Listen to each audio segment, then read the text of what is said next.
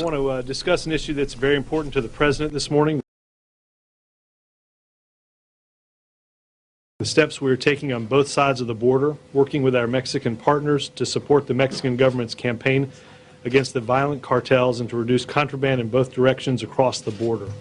Today, Department of Homeland Security Secretary Janet Napolitano, Deputy Secretary of State Jim Steinberg, and U.S. Deputy Attorney General David Ogden will lay out the administration's comprehensive response to the situation along the border with Mexico, and we'll take a few questions. Under the President's leadership and together with the State Department and DHS, the Department of Justice stands ready to take the fight to the Mexican drug cartels. The President has directed us to take action to fight these cartels, and Attorney General Holder and I are taking several new and aggressive steps as part of the administration's comprehensive plan.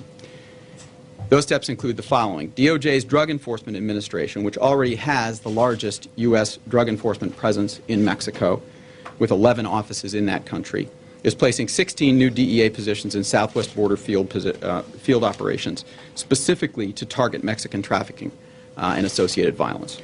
DOJ's Bureau of Alcohol, Tobacco, Firearms, and Explosives is increasing its efforts by adding 37 new employees in 3 new offices, using $10 million in Recovery Act funds, and redeploying 100 personnel to the southwest border in the next 45 days to fortify its Project Gunrunner, which is aimed at disrupting arms trafficking between the United States and Mexico.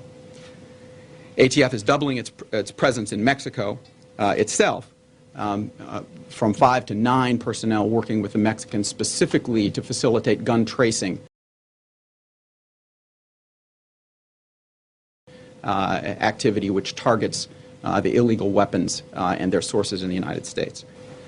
Again, I follow on that. Yes, Madam Secretary, on the issue of arms, part of the problem, I mean, the question basically is, how successful do you expect to be in this effort to clamp down on the trafficking of power going into Mexico, when part of the problem is, you know, all these going chowns along the border? I mean, do you expect to go against the people who sell these arms, which is part of the problem? I mean, maybe you can be successful to stopping arms, but if you don't do anything to, you know, do something on the source of this illegal business, how can you expect to have a real impact on this issue? Several things.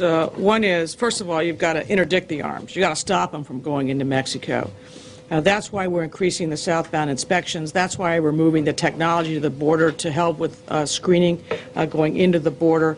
We're coordinating with Mexico because they can do more by way of southbound screening on their side of the border.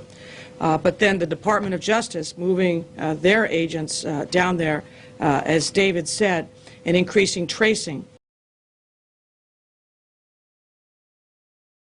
That will help us identify who is putting those arms into the arms, those guns into the arms of the traffickers moving south.